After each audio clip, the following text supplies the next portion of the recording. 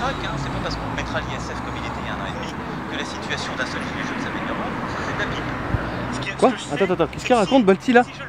Il raconte que si on remet l'ISF, il y a des millionnaires qui vont pas venir créer de l'emploi en France. Mais en France, c'est pas les artisans les plus grands employeurs?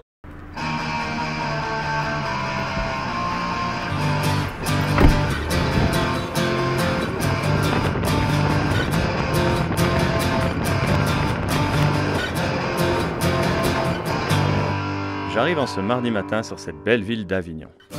Je ne la connais pas trop, j'en profite pour visiter un petit peu. Apparemment, ici, les manifestants ont le poil dur. Nous allons ensuite sur le camp de Gilets jaunes à Le Pontet. Ici, ça construit, ça bricole, pas le temps de s'ennuyer, et Gérard me fait faire le tour du propriétaire. Il y a 3 chambres. Et là, c'est la salle à manger. Voilà, regarde. On est prêt à accueillir Macron pour les réunions, s'il veut venir nous parler. Bon, on est principalement des retraités l'après-midi. On est souvent des retraités, et le soir il arrive les travailleurs, hein, les gars qui bossent. Hein. Ah ouais. Ils viennent nous relayer, hein, mais nous on tient la baraque la journée. On montre qu'on est là. Voilà. Faut surtout tenir. Et comme on dit, même si Macron ne le veut pas, nous on est là. Un truc de fabuleux.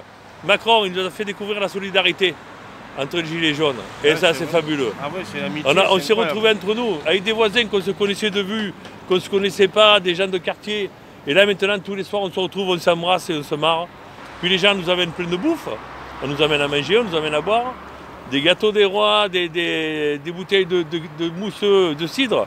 On en a mangé des quantités astronomiques, tellement que les gens nous en ont donné. Même on va être obligé de se mettre au régime bientôt. Ah ouais. La solidarité, Macron il nous a fait retrouver ça. Et, ah ouais, le lien entre les gilets jaunes. Et je pense qu'il a chopé la jaunisse avec ça. Je suis médecin spécialiste, libéral depuis plusieurs années, et j'ai dû jeter l'éponge pour toutes les raisons pour lesquelles on se plaint aujourd'hui. Donc aujourd'hui, vous êtes arrêté pour essayer de comprendre un petit peu ce qui se passe ici et essayer de montrer votre soutien? Tout à fait. Montrer mon soutien d'abord. Vous encourager aussi parce que je trouve que vous avez beaucoup de courage. Vous êtes là à nous défendre, alors qu'on est concerné aussi.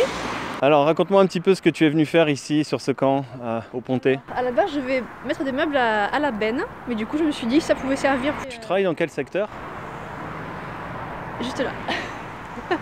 Ça réagit comment à ce mouvement des Gilets jaunes?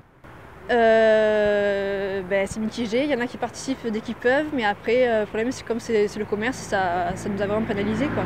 Et du coup nous en tant qu'employés, on perd du chiffre d'affaires et donc du coup on perd les primes. C'est vraiment négatif pour nous, mais bon après on comprend le combat quoi. Enfin je veux dire le combat il est normal, il est pour tout le monde en fait donc.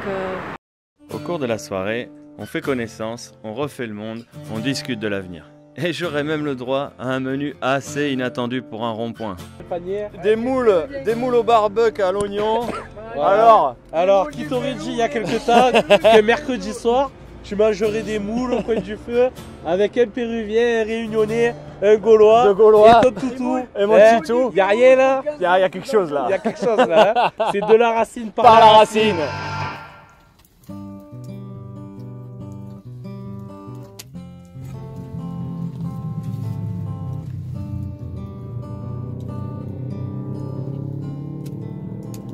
Le lendemain matin, j'ai rendez-vous avec une avocate qui va m'expliquer comment est-ce qu'elle porte son soutien aux gilets jaunes locaux. Alors je leur apporte déjà des conseils juridiques, j'ai beaucoup d'appels concernant déjà leur organisation, notamment par le montage d'associations où on me pose beaucoup de questions. On me pose également beaucoup de questions juridiques sur les pouvoirs de la police ou les pouvoirs du préfet. Et les pouvoirs également du procureur de la République. On pose également beaucoup de questions concernant leur prochaine comparution devant un tribunal. Et puis souvent on m'appelle également pour des délogements de ronds-points qui leur apparaissent illicites parce qu'ils n'ont aucun document. Et là effectivement j'interviens à nouveau. Votre intervention sur ce rond-point au moment où les policiers étaient là pour les déloger les a fait repartir. C'est-à-dire qu'ils n'ont pas été logés, donc vous avez gagné. Vous avez aidé les Gilets jaunes. Tout à fait. Et ça a été une victoire. Parce que de toute façon, il y aura un après-Gilets jaunes, forcément. Ouais. Il y aura des retombées. Ouais. Alors elles seront peut-être tardives, mais elles y seront. D'autant que le droit pénal est très strict en France. Voilà, il doit être d'application stricte, mot à mot. Voilà. Aujourd'hui, vous avez l'impression qu'il y a une petite appréciation qui est différente de d'habitude? Je pense qu'il y a une appréciation, oui, tout à fait. Le président de la République doit redescendre un tout petit peu sur terre et se rappeler qu'il y a la séparation des pouvoirs et qu'il ne peut pas appeler les magistrats du siège à donner des réponses sévères à ces gilets jaunes. Est-ce qu'il nous viendrait à l'esprit aujourd'hui de traduire ces révolutionnaires, ces manifestants de 1789 devant les tribunaux? Je ne le pense pas, puisqu'aujourd'hui, au contraire, ce sont des figures de cette révolution et qu'on fait référence à eux bien souvent, y compris en politique. Tout à fait. Donc, les figures d'aujourd'hui des Gilets jaunes seront certainement les héros de demain. Voilà. C'est la sensation que vous avez? Oui, c'est la sensation que j'ai. Je crois en leur mouvement, je sais que nous allons arriver à quelque chose. Et donc j'appelle vraiment les magistrats à réfléchir à cela. À réfléchir à l'après. Avec le mouvement des Gilets jaunes, on retrouve la fraternité. Oui. Donc moi maintenant, je le vois, je commence à le sentir, je le vois sur ma route. Exactement, mais moi aussi je le vois. Ce gouvernement, on lui donne un peu la jaunisse avec tout ça. Oui, exactement. Ou que les sangliers également deviennent jaunes. Les sangliers sortent de la forêt et deviennent jaunes, ouais. Exactement. C'est ça. Trop de taxes sur les croquettes. Exactement. Merci maître en tout cas de m'avoir reçu. Je vous en prie. Je reprends la route et je suis interpellé par ce rond-point à Pernes-les-Fontaines où ils me font part d'une plainte qui compte porter à la Cour européenne des droits de l'homme. Atteinte au droit de manifestation, violence volontaire avec arme, arrestation arbitraire, préjudice moral et mise en danger de la vie d'autrui, usage abusif de la force publique, dilapidation de l'argent public, fait de raquettes.